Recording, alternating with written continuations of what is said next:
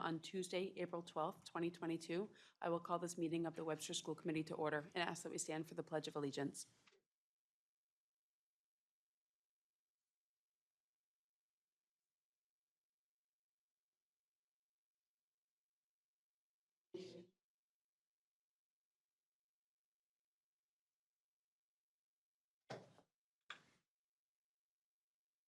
As a reminder, this meeting is being recorded, both video and audio, and will be posted on the district website. The first item on the agenda is the approval of the March 22nd, 2022 meeting minutes. I'll entertain a motion to approve them. So moved. Second. There's a motion and a second. Lori, would you please poll the committee? Yes. Yes. Yes. Yes, motion passes. The next item on the agenda is the superintendent's report. Good evening, Dr. Gogan. Good evening, everyone. Is that too loud? Perfect. Awesome. Nice to see everyone, and it was nice to be outside a little bit today to see the kids playing some sports. What a gorgeous day. I'd like to start my superintendent's report with taking a moment of silence on the passing of Mr. Van Constantine. Mr. Constantine was loved by all that met him. He was a gentle soul who truly cared about his students and Bartlett pride. He was a proud 1985 graduate and began his career in Webster in 1992. He will truly be missed by all, and his love for journalism will live on through our students. I know that there's some works for a scholarship fund. Please join me in a moment of silence.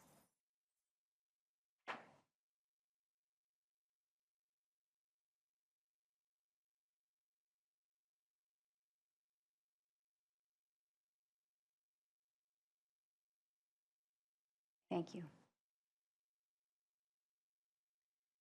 I'd like to move things around a little bit and move from our moment of silence to celebrate Miss Josie Corridori. Miss Josie Corridori has been selected as the superintendent's scholar. Mr. Thomas, we're going to move that up to speak just a little bit about Josie's accomplishments and congratulate her here today. Josie, as Mr. Thomas is sharing a little bit about you, I do have a little special gift on behalf of everyone here for you. We're very proud of you and your accomplishments and what you stand for as a Bartlett High School senior. And I do want to get, after Mr. Thomas says a few words, a group picture of Mr. Thomas, you, and myself, and possibly Chair Siddiqui. Okay, the Worcester County Superintendent's Association invites schools each year, high schools across the region, to nominate a scholar. Based upon your school size, you get one or two. Bartlett size obviously relegates us to one. It's a difficult choice, and I solicit input from teachers, staff, guidance. But as you listen to her accomplishments, I think you'll agree that we got this one right. Josie, current class rank is 4. Her GPA weighted is 4.7 out of 4.0. Unweighted, it's 3.9 out of 4.0. She's National Honor Society, junior and senior year. Nichols Honors Academy, 9 through 12. Bartlett Honors Recognition recipient, 9th through 11th grade. She did an internship with the Worcester County District Attorney's Office. Fall semester, she's taken dual enrollment classes. She's been a Hugh O'Brien Youth Leadership Ambassador. She's a member of Bartlett High School Super Team on 2021. She's been Student of the Month through PBIS in February, May, for 2 different subjects. She's been on the Bartlett High School Student Council. She's the president. Prior to that, as junior, she was vice president and treasurer as a sophomore. Been a Commonwealth Award winner for the Massachusetts Association of Student Councils. She's a Bartlett High School varsity golf team member from 7th grade through 12th. She was captain as a senior year, all-star as a junior. She did a hole-in-one on the 9th hole at the Raceway Golf Club, the 7-iron from the men's tee box. She's a member of the Bartlett High School DECA Club, Medical Careers Club, Future Teachers of America. Her volunteerism and community service spans 2 pages. It would take us all night. I guess one of the best things that I can say, so far she has been accepted to Massachusetts College of Pharmacy and Health Sciences, Purdue University for radiology, Clemson University for health science, professional health science and nutrition, Suffolk University for biology, Quinnipiac University for radiologic sciences, and Assumption University for biology. She's won a couple of scholarships so far, including the Daughters of the American Revolution. Josie is just a joy to be around, always has a smile on her face, always wishes me a good day. Josie?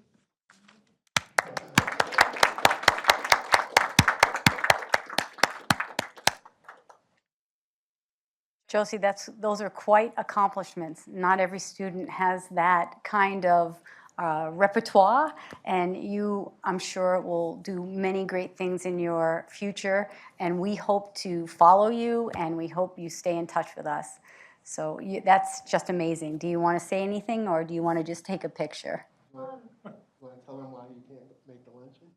No, she does, no. Let's take our picture. Okay, let's go in the middle. Very proud of you. Very, very proud of you. I'm sure your parents are as well. Hole in All one. of your- That's what I'm most impressed with. Hole in one. Right. Yes, from the men's tee at the raceway on hole 9. All right. Smile. Nice. Thank you. Good job. Hard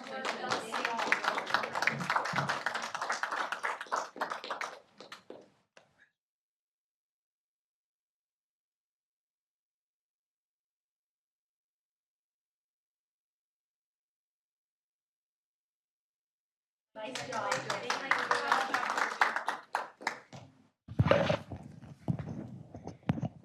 So many wonderful things that happen here, and Josie is an example of all the great things that happen at our schools. Thanks for allowing us to move that up front.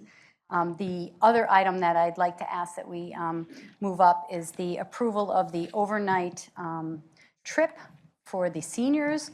Melinda Doherty is here to talk a little bit about that overnight field trip. It's the senior class trip to... It's not overnight. Oh, It's a day it's a day trip out of It's the state. traditional first trip of the senior. I bet the seniors wish it was overnight.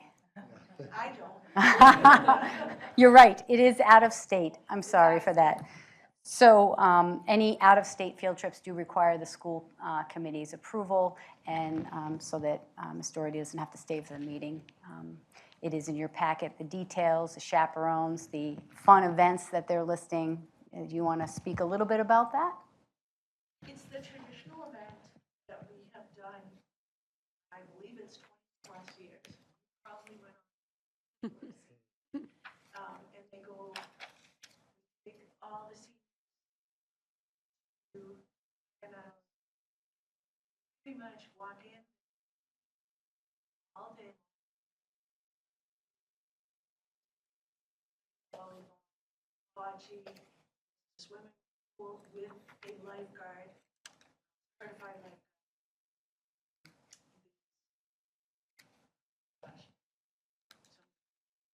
Volleyball, and there's other schools there, and they have interacting volleyball against pool. Really great thing.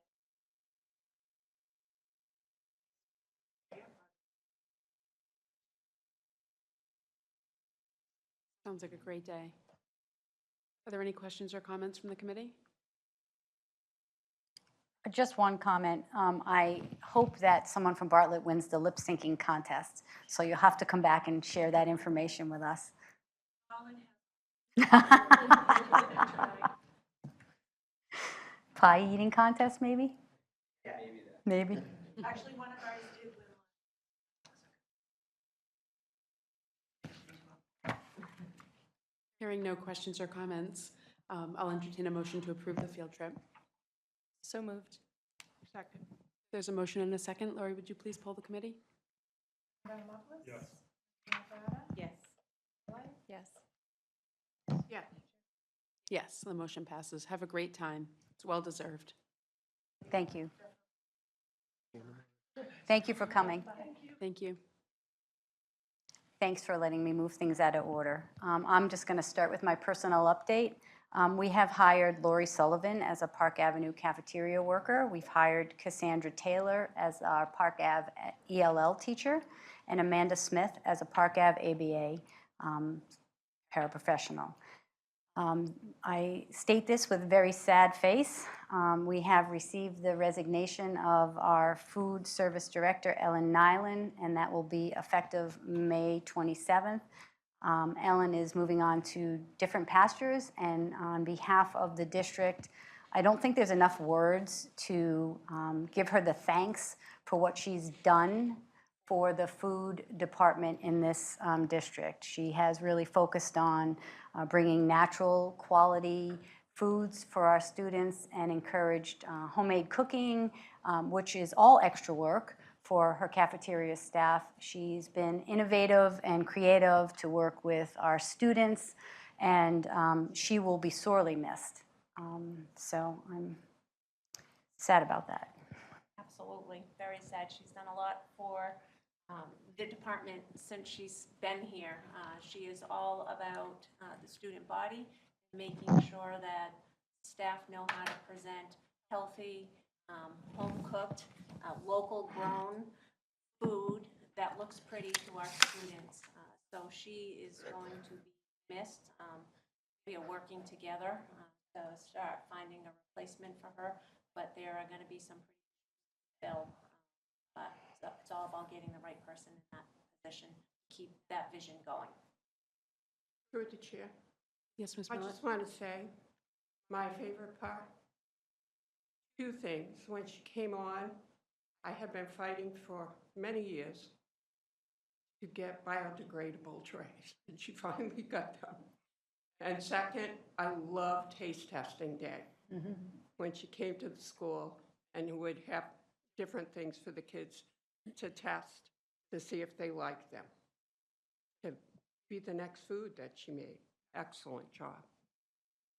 Yeah, you're right, Ms. Millett. I mean, innovation is one of the many words that I think of when I think of Ms. Nyland, and just her willingness to try something new, whether it's new foods or new ways of preparing things, fresh for our students, and all of the new ideas that she brought. Just, it's a big loss for us. It is, and she never shied away from the hard work that was associated with doing the improved version of what we have come to learn as normal here. So the next person does have some pretty big shoes to fill. But we still have her till May 27th, and we will certainly miss her, and we wish her the very best of luck. In your packet, you will see that we still have a number of open positions that we continue to try to fill. With April vacation coming up, those positions will be reposted again to be up on the top of the list with hopes of filling them. I would like to give you a sports update. I've reached out to 6 districts, as I had previously told you. 2 districts were interested. Mr. Paranto and myself had 4 meetings with 2 interested districts for fall co-op for girls and boys soccer. One district backed out because they didn't meet the quota that you have to have. If you have too many students, they won't even consider a co-op. And because of the anticipated costs associated with transportation. Mr. Paranto has done some legwork, and the anticipated cost to co-op with another district for boys and girls soccer is approximately about $41,000. I have researched the ability to access some of our ESSER funds for this transportation, and it has been approved for that. I'm pleased to announce that Southbridge has agreed to co-op with us for fall boys and girls soccer for next year. Mr. Paranto will give us a quick update on the paperwork that he's working with them. The good news is Southbridge is willing to split some of the transportation costs as we balance out where practices and games will be. Mr. Paranto?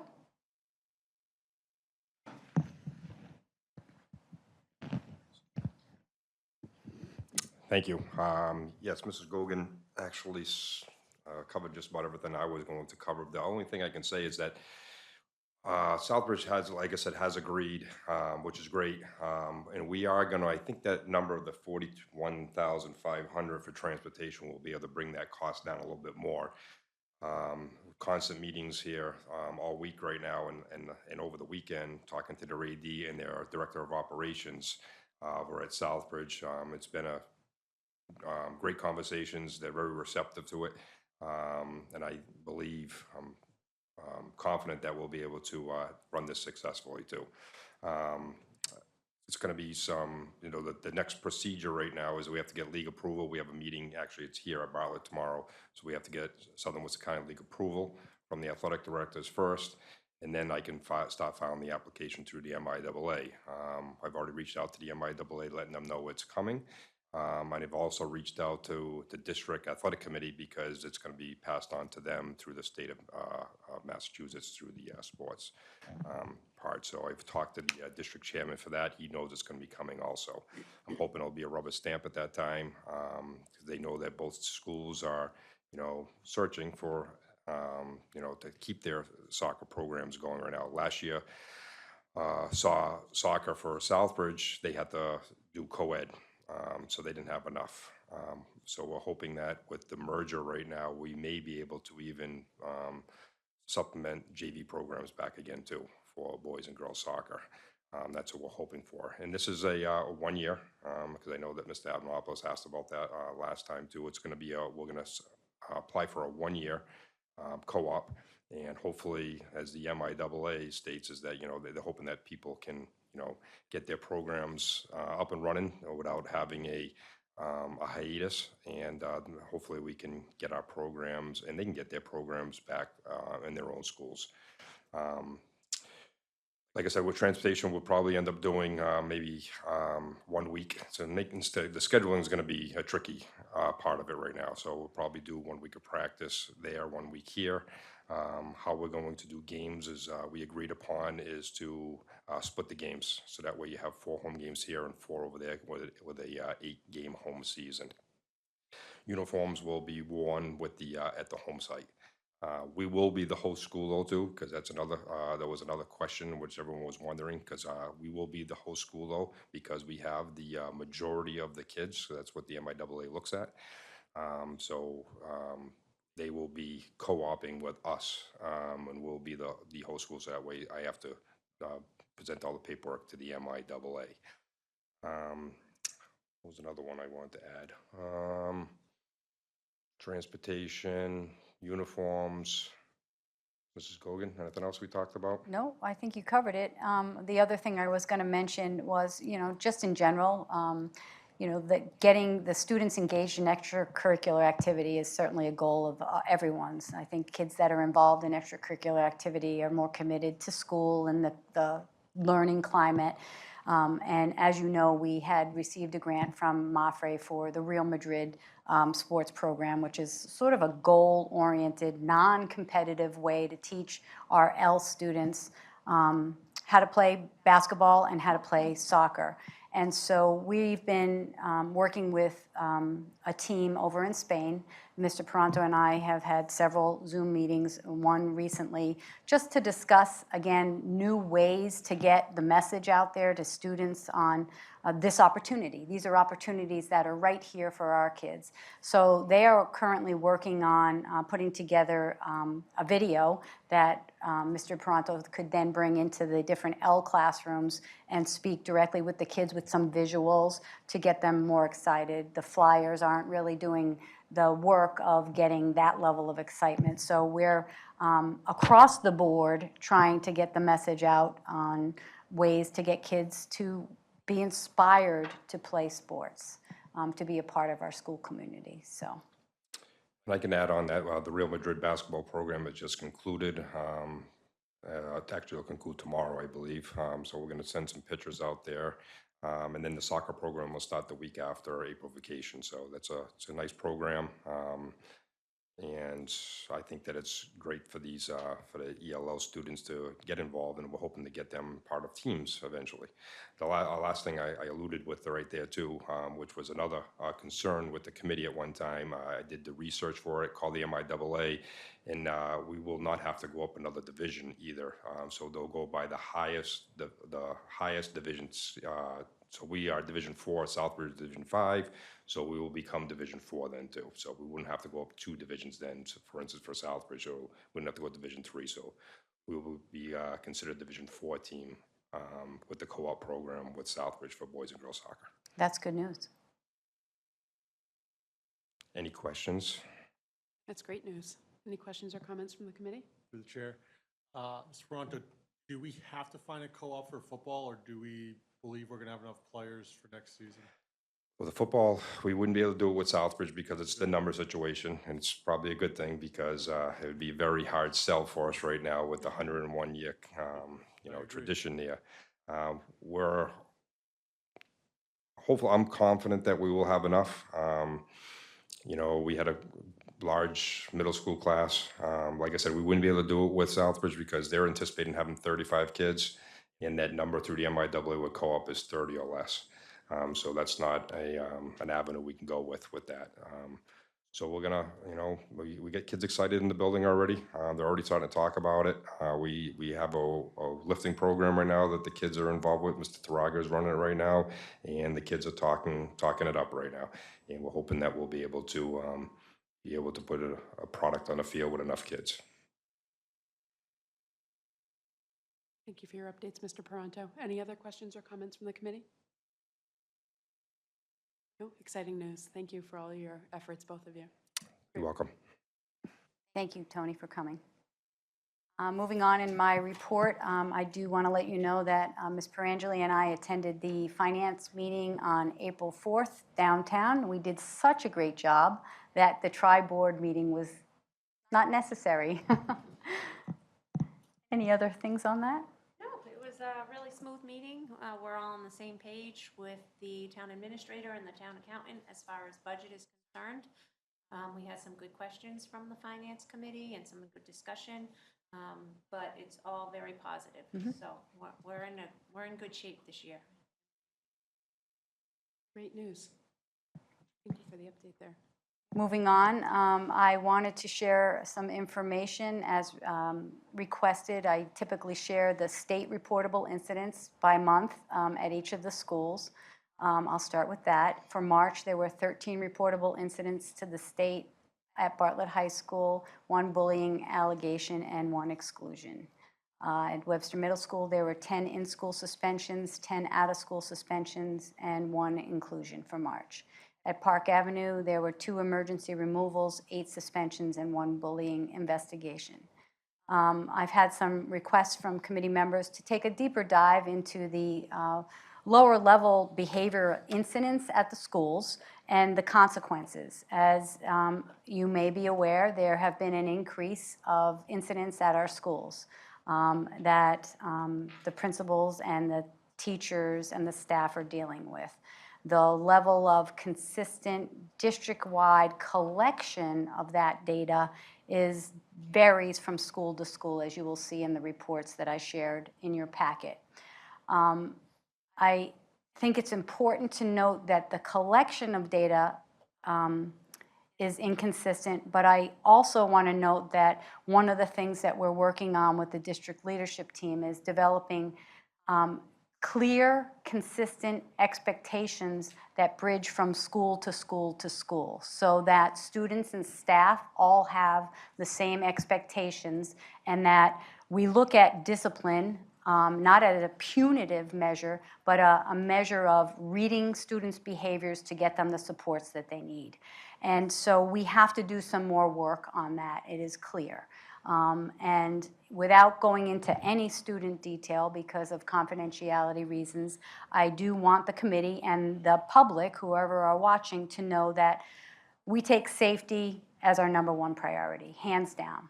There are increased situations that have happened at both Webster Middle School and Bartlett High School. They have been communicated with transparency. I think the deeper dive that we're doing is pointing out some glaring things that need to be addressed. Some of those are with establishing consistent expectations, not just for students, but also for staff to follow through on those expectations and administrators. And this comes at a perfect time because what we're tasking principals to do now is to really look at their student handbooks in preparation for next year with some more clarity on what the consequences are going to be and different types of ranges. I know the principals are here tonight and they have a variety of consequences that they use, but the clarity and communication about that is something that we need to work on. I did send out a parent guardian survey that is being conducted to see how families feel about the learning environment in their school. That is open until April 13th to get some feedback from the parent perspective on what they feel is happening. That's step one. So I think we're happy to answer some questions. One thing that we had talked to you about, I think back in January, was that we were really looking at, it isn't just the data collection system. We use PowerSchool, but not everybody uses PowerSchool to log every incident. I think the high school's report is very clean and very concise, but the other schools aren't using PowerSchool with that way. And we did have some bumps and bruises with our PowerSchool module that wasn't working as correctly, and then people veered off of that at their school. So we are looking for a system, and it's beyond the system. I really want to stress that. It's not just the data collection, it's what's happening on a day-to-day basis with the implementation and response to behaviors. And that's got to be something that's developed with staff at their buildings and communicated clearly to students and parents continually. It's not a one and done. So we're looking at this Swiss data collection system. I had a conference call today with some central office staff, and we're backing the train all the way back to the expectations before we get another data system. And our April 27th DLT will be around what are the expectations in your school. So, for example, are students allowed to walk around with their hoods on at one school but not another? Are students allowed to carry their phones? You know, we have to have a system that builds up the expectations. It's something that we've been trying to work on for a while. I'm not going to deny that. So I'm happy to answer questions, and the principals can answer any questions that you might have. Thank you, Dr. Gogan, You're and thank you to all of you that have put this information together. One thing I just would like to point out that, you put it nicely that the teachers and the administrators are dealing, with these challenging behaviors, but I'd like to point out that the students are also very acutely dealing with these behaviors that are disruptive to the learning environment and their feeling of safety and security in a building that they spend a good part of their day in. And it's not just kids that, may have an outburst. There's also lots of kids, I'm sure, that have anxiety or other kinds of issues that they deal with that causes them to carry those experiences with them, both within the building and outside of the building. So definitely worthwhile for us to be unpacking this and acknowledge that while it can be challenging for the adults in the building, it's even more challenging for the little people in the building. 100% agree.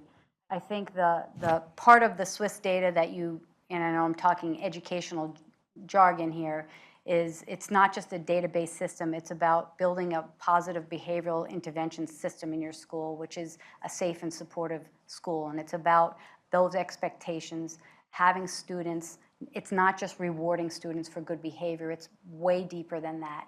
What are the expectations? And I can use Park Ave as a wonderful example. Every single student in that school understands what level 0 is, with a visual and a level 0. There's over 700 students in that school. I was at the school the other day for dismissal, and students are sitting quietly. And that's because the expectation is followed through by everyone in the building. So we don't want students fearing to come to school. It is key that every student have their anxiety level down in order to take in information to learn. So this is serious. So I appreciate you bringing up the student perspective, because that's what it's all about. Through the chair. Could we have some data on student physical behavior on staff that's reported? Because I think that's something that should be included in this report. Some of where we're going is confidential. I'm certainly happy to share that with the school committee, but yes, you know. Yes, in a general Yep, way, just yep. like these are. Yep. And Dr. Gogan, you mentioned a parent survey. Was that sent out to parents at all the schools? Or? Yes, it went out in my newsletter, and it's an electronic survey. It's on our website. It's also translated in Spanish and Portuguese, and it really asks pretty open-ended questions about how parents are feeling about the learning environments at their child's school. Great. Wonder if we could put that on Dojo also. I will have the We reach principals everyone. send that out.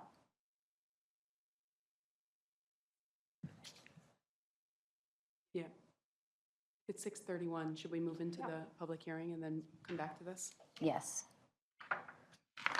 Okay.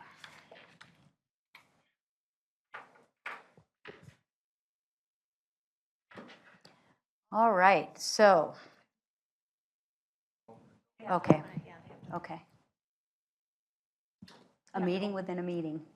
So I will entertain a motion to move into our public hearing. So moved. Second. There's a motion and a second. Lori, would you please poll the committee? Yes. Yes. Yes. Yes. Yes.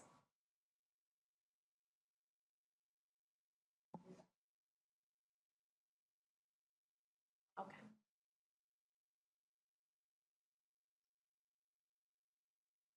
I just do seconds. Okay. Yep. Okay, I'm just going to shut the light out so we can get comfy and see it. This is our public hearing, so I just want to present to people who are watching on the TV our proposed budget, which the school committee has approved. We start with our vision, which we want to be a living and actionable item. We want every student in our district to achieve. We know that our students can make a difference in our community, and our objective is to provide a quality education, a safe learning environment for all students, and empower them to be successful, responsible, productive citizens in an ever-changing global world. Again, those are our goals. We want a safe and engaging learning environment. We want to support our teachers with on-grade level teaching. We are focusing on using data to inform our practices and decisions. And the ultimate goal is to provide all students with equitable access to high levels of learning and varied opportunities. We have a number of supports for our students and families, and certainly through our ESSER funds, we've been able to increase those supports to help close some learning gaps, and that occurred during COVID, and the list is right there for you to see. Our curriculum and instruction highlights are totally amazing, in my opinion. Over the last 5 years, we've been able to update all of our resources to research-based materials, and we've gotten a lot of different types of grants. At the bottom of the list, new this year, is L curriculum, which is really important for our L students. I can't speak enough about the importance of our community partnerships. You see it in action. We are truly blessed in Webster to have such a generous community working and thinking about ways to advance programming for us. Our budget process, we are here today on April 12th, and May 9th is our annual town meeting where the budget will be approved, hopefully. Again, our goals are starting with safety and learning. It's all about students. Our budget is about the students and providing them what they need in the classrooms, and providing teachers with ongoing professional development. We take a system-wide approach as a district leadership team. Principals go back to their ILTs and their teachers to collect feedback on what they need and would like to be more successful with the focus of meeting their school improvement goals. As we have inferred many times, we continue to work collaboratively with our town manager and the finance committee. This is just a historical view of our budget in FY '22. We had a 3.49% increase, but you can see overall the average has been between 3 and 4 with FY '21. We actually took a reduction. COVID and the introduction of ESSER funds, school department took less of a budget to help the town out. For FY '23, we presented a first draft budget on January 11th that reflected a 4.48% increase.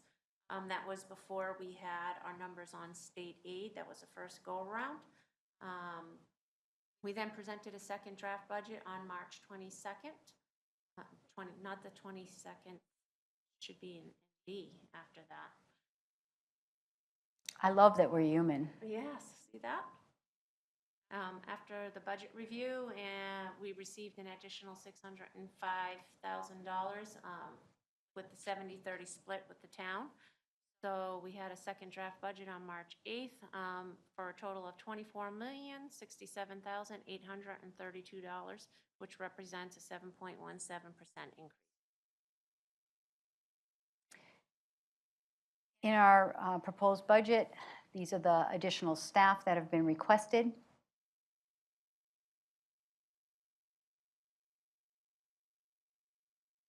We're making some shifts back to LEA with positions that will be here after ESSER funds leave.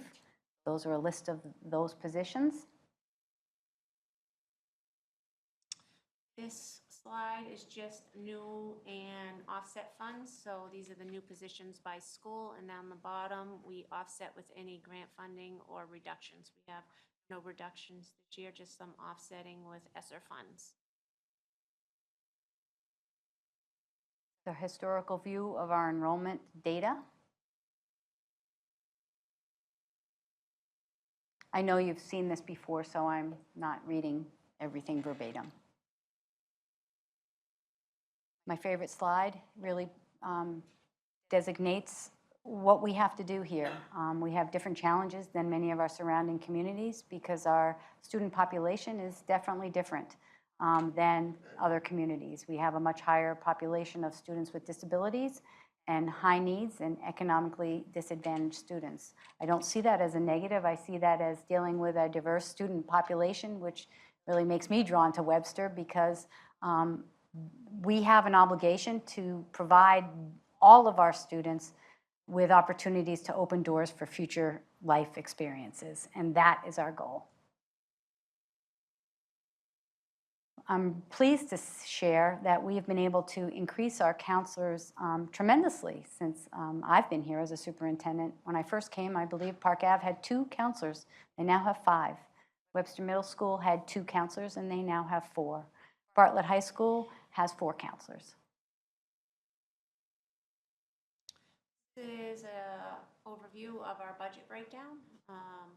We have salaries, which make up about 80% of our overall budget.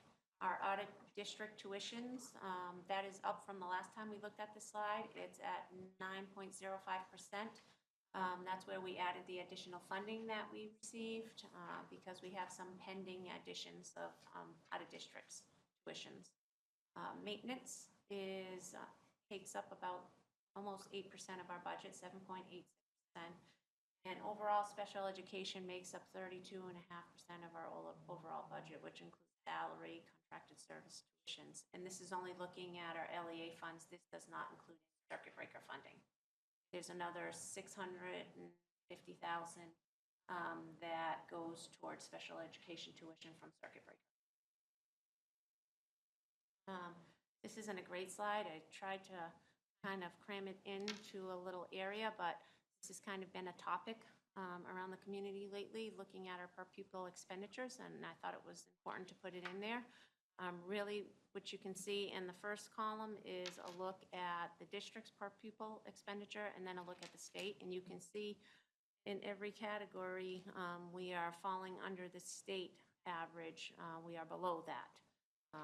So, you know, we would want to be around the state average. So it's really hard to compare us to other communities. What we should be looking at is what the average is at the state, and we are below average with our per pupil expenditures. This is a look at circuit breaker funding, and you can see when I just mentioned that we offset our special education tuition, you can see that we carried over $641,000 on the bottom left to use in FY22, so that's going to be our tuition, and then we will hopefully carry a year over. That's the goal typically with circuit breakers, to carry forward a year in case you have any big changes during the year. That helps us from having to go back to the community and ask for additional funding. So right now we're projecting to carry over a full year circuit breaker FY23. This is a look at school choice. This is an area where this account has been, we've been fortunate where we haven't had to pull from this account. With the past couple of years due to COVID, we have offset about $200,000, which is being used for technology, but this account is not a sustainable account. See over the past years how our revenue has gone down. So we're only bringing in about $62,000. So this model is not really a sustainable model as we move forward 2, 3, 4 years from now.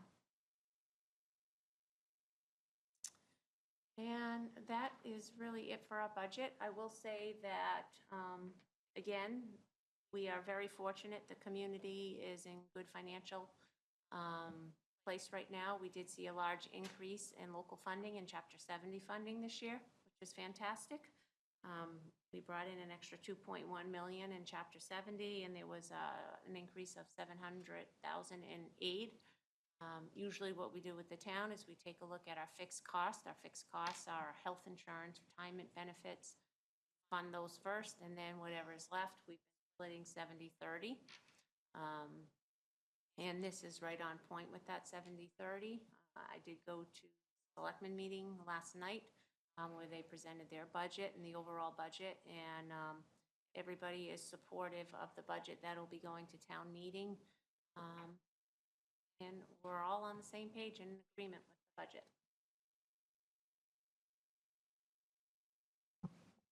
Thank you, Mrs. Perangeli and Dr. Gogan. Any questions or comments from the committee? Any questions or comments from anyone else? No? Thank you. I will entertain a motion to move out of our public hearing and move back into our regular meeting. So moved. Second. There's a motion and a second. Lori, would you please poll the committee? Yes. Yes. Yes. Yes. Yes. Thank you. So moving back into the topic that we were talking about before, we were talking about the behavioral incidents across the district and the data collection, the parent survey, just bringing everyone back into the same headspace where we were before. Is there any further discussion related to that before we move on? Through the chair. Yes. Sorry, I just have a clarifying question. Dr. Gogan, can you just, and I know we've talked about this before, but could you just kind of let us know the difference between the state reportable instances? I just want to make sure that everybody understands what those are versus Sure. the other items. An in-school suspension, a suspension, weapons or drugs, bullying, what am I forgetting? Principals. Those are the state reportable offenses. The other information that I was requested to get were situations like how many times the students getting kicked out of a class and then going back in, to get to the student learning environment. What's a teacher detention? what's restorative justice practices, what is being done at the school. So you're seeing all the incidents. There's a variety of things. So fights, suspensions, what happens when students misbehave. Thank you. Thank you. I'm by no means a behaviorist, but from my experience looking at, I looked at it in my previous career, A, B, C, the antecedent, the behavior, and then the consequence. And that's a really meaningful way to unpack what's happening, the why behind it, and then how to get past that and move into more, productive behavior. You're absolutely right. I think students speak to us through their behaviors, and so it's our job to figure out what they need and what type of supports. So we have not willy-nilly added additional counselors and additional administrators in the buildings. That those are the people that have to problem solve and work around work with families to help the student, so that students can learn about their behaviors and be guided with strategies so that they're solving problems in a peaceful way rather than using violent measures. Sure, that makes sense. Just the last comment I'll make about behavior is it seems to me kids like to understand where those limits are and that I'm not someone necessarily who is in favor of heavy-handed consequences for kids that are acting in a way that isn't in line with our expectations, but more so having healthy limits so that everyone in the community knows what's acceptable and what isn't, and if we behave in a way that isn't acceptable, it will be corrected, because wherever that expectation sits, however high or low, that's sort of what we can expect. And if we're accepting things a little lower, the kids that typically are behaving at a different level naturally will move down a notch. From my experience, kids thrive with structure. Chair Siddiqui, I'm sorry, I've got one, Yes, Ms. one more question. Looking at the budget and looking at the makeup of our student body, the 71% high needs, can you identify what goes into that bucket? I'm just wondering if that is correlating with behavior. Yeah, I don't think there's a magic, well, high needs are economically disadvantaged students, as well as special ed students, and might even be L. Isn't the high needs L, the three combined? I think it's really hard to label behavior on those kids. Oh, And I think we have to be really careful that all students learn about their own selves through their behaviors. So if no one has any consequences, everybody jumps on the bandwagon and does whatever they want if there aren't any consequences. So I wouldn't just say that our issues, which are like many different school districts, whether they're suburban or urban or rural, have to do with our high needs kids. Yeah, that wasn't my intent. Okay. My intent was just to see where the need is and by no means I was Okay, saying, good. I honestly didn't even understand what goes into the bucket of high needs. That's why I was looking for the clarification. Well, I think the high needs tells us that we do need extra support for L, for special education, for counseling. I think when you have a diverse population, you have a mixture of student needs. I think there isn't one magic bullet to solve the problem, but the one thing that does have to happen is that there's clear expectations and that there's follow-through and the communication about that and establishing that. Everyone in a school has to buy into that code of conduct, for a lack of better, and everyone has to be willing to say that's not acceptable. Because if I go into Monique's classroom and she lets me look at my phone the whole time, but I then go into Lori's classroom and the teacher says, put your phone away, we're sending mixed messages. And when you send mixed messages, you can't clarify what's really supposed to be happening. So we have some work to do. And I don't think the onus is on just the students. It's on the adults to establish what is going to be the code of conduct. and enforcing that in a good, positive way. And that's where the PBIS comes in. That is not just rewarding good behavior, but it's building student voice in that behavior. It's building what students want to see and building what teachers need to have that environment where kids can actually learn. So we are doing a much deeper dive on that. So we do take this seriously. So at the high school level, where we don't have a dean and there's not a dean in the budget, is there more planning and structure going on in that building? Yeah, I think that's a very good question, and I'm going to be really honest. I've worked with Ms. Nieves, who isn't here, to really analyze the data. I was in Mr. Thomas's absence over at the high school for quite a bit last week. Attended a Bartlett High School staff meeting. I think, again, it's not one person's job. So with a student population of 400 students, it's everyone's job. And I think we have to start to be really careful about our language. We're not talking about discipline per se. We're talking about setting clear expectations of what behavior needs to look like. Good, bad, indifferent. And everyone has to be willing to do their work in that.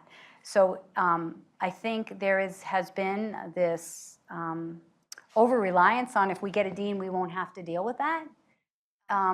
And I think that given the data and what we've been able to see at the high school, I think the high school is a relatively quiet place. There are days that I walk through there and it's calm and there's learning going on. And like any other high school, there's situations that happen. It is impossible to think that we would be a high school without a fight. Those things do happen.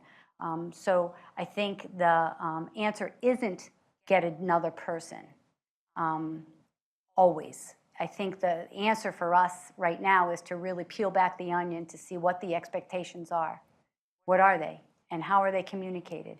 And how are they implemented in the day-to-day with everybody? You can't change a code of conduct with 5 people on a PBIS team, or 10 teachers are the only ones that are just doing detention. Everyone has to own it. So I don't know if Mr. Thomas has any comments about that, but I think during the budget season, we definitely looked at prioritizing how to support the high school and that re-engagement specialist and really providing that additional support to families for kids that were dropping out or on the verge of dropping out kind of came into play before the dean. Thank you. You're welcome. Thank you. Any other questions or comments from the committee? Well, thank you for this deeper dive. We look forward to, more information as it becomes available.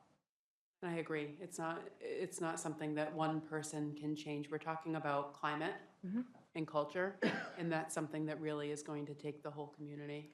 I could talk for hours on it, so I'm sorry if I over-talked, because I do think it's also associated with attendance, right? That code of conduct, getting kids to school on time. What are the expectations? And again, that's not a one-person job. Agreed. Thank you. So I'm going to just move on in my report. There's some more details in my report that I'm not going to highlight tonight, but I would encourage you to read that. I would like to give you an update on the Park Avenue PTO. The PTO hasn't been up and running, and through COVID kind of shut down. But I reached out to the PTO to work with them to distribute the existing funds that they have raised for field trips. So I want to thank Mr. and Mrs. White for their willingness to work with me and Park Ave to fund field trips for this year and next year until those funds are dissipated. And they are willing to also coach any new parents who want to start a new PTO over at Park Avenue Elementary School. So they're happy to pass the torch with the information that they have, but they are not, it's not a functioning PTO other than distributing the funds. So thank you to the Whites. Moving on with a negotiations update, I do want to say that our WEA negotiations was not only fun, it moved along a lot quicker than we had anticipated. We hope to finalize our agreements on May 2nd and then bring them forward to both the school committee and WEA for ratification. Paraprofessional negotiations, we started on April 7th. We'll be meeting again on April 28th. And our first meeting went very well. We have on the calendar our custodians and Unit B negotiations coming up. So as a reminder, five collective bargaining units are negotiating this year. So we've been busy. Any questions on that? Nope. Okay. The amended, updated student opportunity plan was submitted to the state. I apologize for their formatting. I did print out what I could, but the report details our student achievement rates, our goals to close learning gaps, how we've been utilizing ESSER, LEA funds, grants to accomplish those goals. If you recall, we first submitted the student opportunity plan, which you did approve back in 2020. I think it's important to note that we continue to focus on the discrepancies of achievement amongst our subgroups and using evidence-based practices to close learning gaps, to look at dropout prevention, look at our extended day opportunities, and family outreach and engagement, professional development, and using data to inform our instructional practices and decisions, all what the Department of Education approves. So it's in there for detail. If you do have questions after you read it, I'm happy to sit with anyone on that. The half-day professional development grids are in your packet for review. And I publicly want to thank Chair Siddiqui for sharing with the high school the new Earn to Learn program for Bartlett High School seniors. That seems like a really wonderful opportunity for local social services are partnering with Quinsigamond to roll out a program where seniors could be hired by one of these agencies and work for 35 hours and provided 5 hours of remote schooling. Ms. Siddiqui, do you want to share anything more about that? I think the opportunity for earning a certificate in human services is a really wonderful opportunity. I know Nurse Pepin is really pleased to be sharing this with students and working hard behind the scenes, but she wasn't able to come tonight to speak on this. Great, yeah, thanks for bringing that up. So I'll actually be at Bartlett tomorrow to talk with some of the students that are interested in this program. It is a great opportunity, and the expectation would not be that kids be working 35 hours a week while they're students. It will be after they meet their graduation requirements and they're set to graduate. So basically, as soon as they're finished with their high school career, they would move directly into working, essentially being paid for 40 hours of work per week, working for 35 hours, and the other 5 hours would be spent either in classes on Mondays and Fridays remotely with Quinsig or doing homework. They'll be provided if they need with a Chromebook and a hotspot so that they can get all their classwork done. And then at the end of the program, they'll have a certificate in human services. It's awesome. So yeah, it's a great opportunity. And there's other apprenticeship programs that Quinsig is offering. So we're just beginning those connections. So more to That's come. wonderful. That's very good. And lastly, I just would say that the early talent program, similar to that, giving our kids a springboard right after graduating. 6 students participated in the field trip over at Bartlett, and hopefully these students are going to stick with the program and do their application process for MAFRE, another nice career launching pad. And that concludes my report. Thank you, Dr. Gogan. Any questions or comments from the committee? I just have one. Park Avenue, are they going to be doing field trips this year? I know it's late in the year. I hope so. Yeah? Oh, great. Hope so. Good deal. Hope so. I would really like to see the students have access to the Samuel Slater Museum. And I've been working with the Old Sturbridge Village, now that you said that.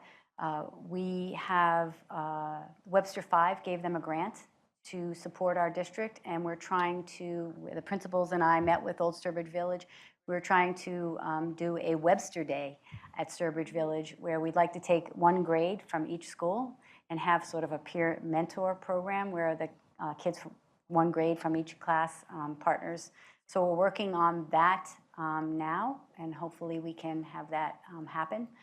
Old Sturbridge Village has also opened up a partnership with us. They did last summer for our summer school programming to have students come and enjoy Old Sturbridge Village that are participating in our summer programs.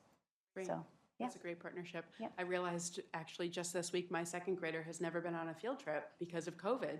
Wow. Kindergarten, the last 2 years we weren't able to do that. So we have a cohort of kids that don't know what that experience is quite yet. So great to hear it's going to happen. It's time to get back. Yeah, exactly. Good deal. Well, thank you for your updates. You're welcome. The next item on the agenda is the business manager report. Good evening, Mrs. Perangeli. Good evening. First item I'll talk about is our school building committee update on April 6th. I believe Wednesday or Thursday, I can't even remember now. Dr. Gogan and I went down to Book Lovers Gourmet, and we spent about an hour and a half talking with people. I might have had a little blueberry crumb cake also in addition, but just to answer questions about the project and give information. We had some people with some great questions. It was wonderful. And we appreciate Deb hosting us and look forward to continue getting the facts and information out to the community. And speaking about getting information out, we are holding a couple more public forums. April 27th, we are going to be at Park Avenue this time. We're going to try Park Ave School at 6 o'clock to talk about the project and give information. And then we are hosting a Zoom event on Thursday night. If anybody's not comfortable or cannot make the Wednesday night event, they can come in on Thursday, and we will hopefully answer any questions they have about the project coming up. Again, we are going on May 2nd. It'll be the ballot vote for people to come out and hopefully show their support for the project. And then on May 9th at town meeting, it'll be a special town meeting at 6:30. The only item on special town meeting is the vote to authorize the borrowing for the renovation project. So we are good to go. We're on track. And again, all of our community partners support the project. As far as the selectmen and finance, I think there is a real understanding that we need this project and we need to move because the opportunity for this amount of reimbursement is not likely going to happen again. So hopefully if people have concerns, they show up and they ask the questions and we can put those concerns to rest and hopefully have a good turnout on May 9th. The future's bright. Absolutely. Any questions about the renovation or the building committee? Great. Next item on the agenda is the end-of-year audit. In your packet, you have a copy of the audit. I am happy to report there were no findings again. It was a clean audit, so no concerns. I appreciate the town accountants' help with this. As always, they participate and help me with our town-wide expenses.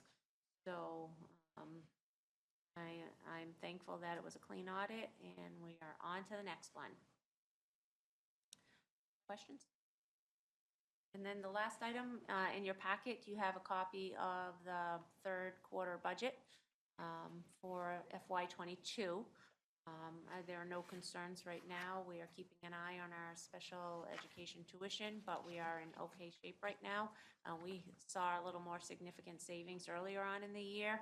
Those are slowly have been eaten up a little bit, but we are still in good shape, and I'm not anticipating any problems as we into the final quarter of our school year. And that concludes my report. Thank you, Mrs. Perangeli. Congratulations on another successful audit. Thank you. Any questions or comments from the committee? Hearing none, the next item on the agenda is the principal report. Good evening, Mr. Thomas. Good evening. I'll get right to it. The first item on the agenda is MCAS. And as you know, at a high school, MCAS is like an all-year thing. We had done the February bio retest. In March, we did both ELA and math retest for students who had not attained their passing grade, and then we did our grade 10 spring ELA MCAS. We did this in the gym because of the way our curriculum and teaching assignments occurred this year. We're able to have students take their test with the teachers they currently have. We held it in the gym the same way we do AP exams, and because the sophomore class is not that large, it didn't result in large test groups.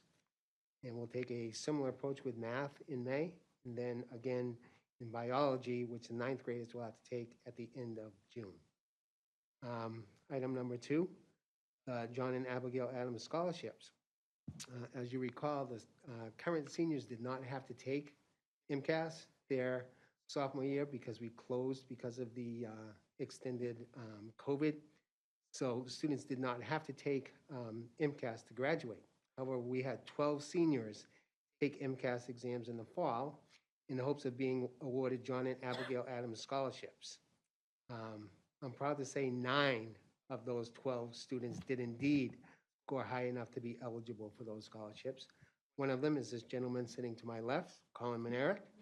The others were Erica Apaya Dankwa, Sophia Naparata, Talia Gardner, Jolyn Eptison, Camden Heenan, Liliana Sigalowski, Jessica Peets, and Arthur Sohaki. Congratulations to them all. I think it's just remarkable. They didn't have to take this test, but they did it anyways. And they scored at the very highest level.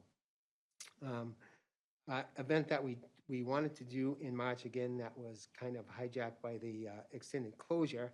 March, as you know, is National Women in History Month. So Ms. Sarah Argenteri, Bartlett High's Diversity Advisor, organized an Inspiring Woman essay contest. Everyone who participated was invited to bring their honoree to a special breakfast and ceremony on the 31st and share their essays with them.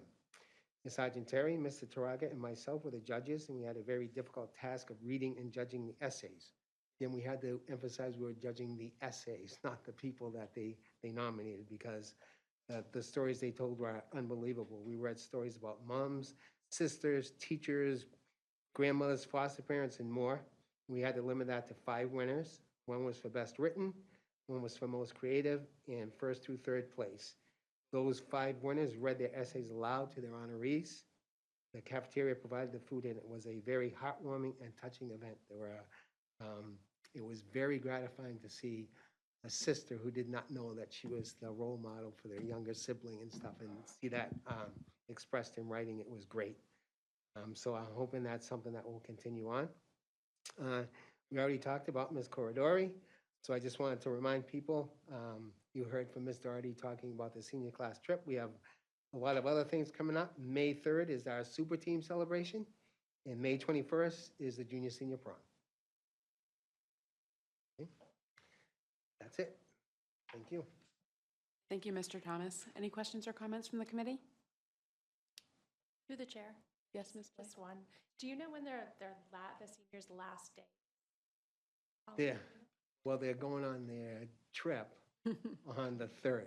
So their last day of finals will be the 2nd. We just ironed out the final schedule for seniors at ILT this afternoon. Thank you. Any other questions or comments from Mr. Thomas? Thank you for your updates, Mr. Thomas. The next item on the agenda is the student representative update.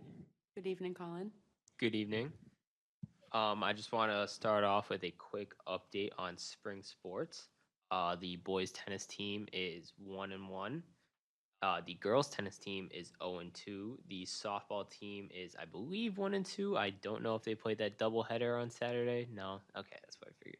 And baseball is unfortunately 0-5, and the track team has not yet competed due to a rainout last Wednesday. And a lot of the seniors were asking if anyone knew when our last day was, because there was a lot of rumors going around. No one was sure if it was the 27th or the 3rd or the 2nd. So they were just wondering if they could have a clarification on that. I have a question. Yes. So if you guys are going to the High Meadows on June 3rd, the week of June 6th through 10th, aren't there like senior events and practices for graduation? Yes. So The student government, I'm the vice president, so we had a meeting today about that. So that Monday, we won't have any, as of right now, I believe we won't have any rehearsals for graduation, but that Tuesday, Wednesday, and Thursday, Thursday. and Friday of graduation in the morning, we will have a whole graduation rehearsal, and then later in the day is when like the senior week activities Yeah. will occur. Okay. So So is there a list of the senior activities? Usually I get to see that. we're still trying to figure out with all Okay, dates and great. possibilities what we can do and arranging Just it. so exciting.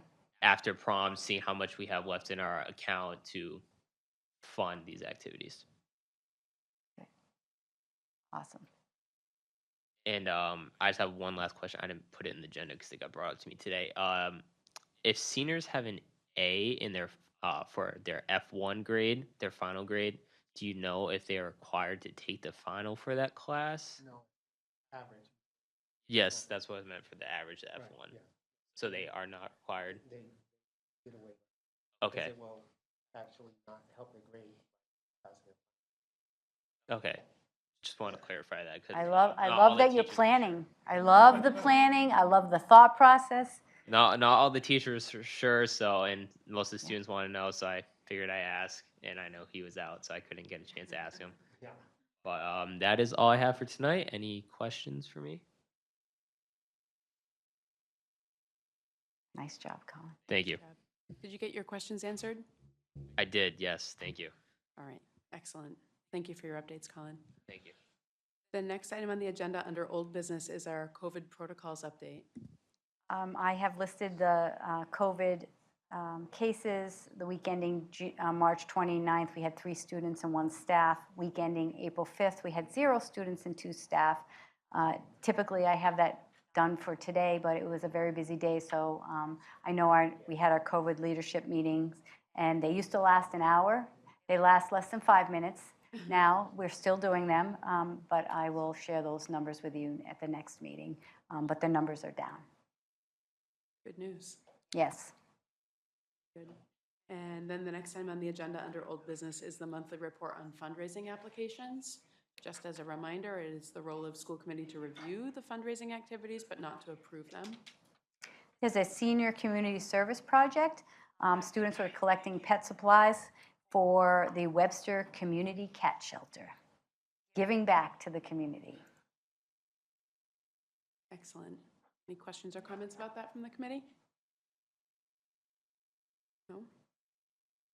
The next item on the agenda under new business is the approval of the job description for the food service director, is it?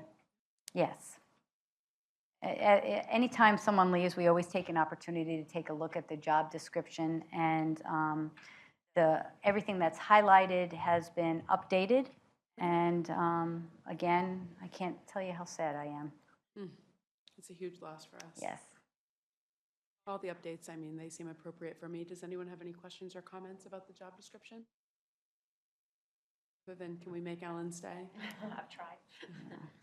I figured as much. I'll entertain a motion to approve the job description as presented. So moved. Second? There's a motion and a second. Lori, would you please poll the committee? Yes. Yes. Yes. Yes. Motion passes. And then next on the agenda is a review, transfer, signing of warrants, bills, payroll, and vouchers.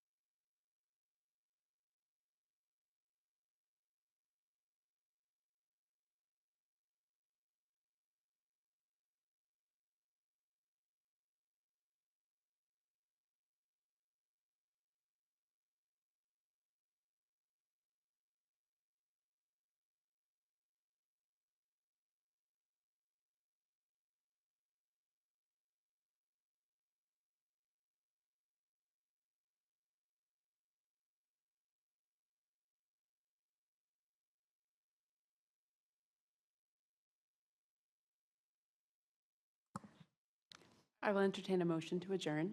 So moved. Second. There's a motion and a second. Lori, would you please poll the committee? Yes. Yes.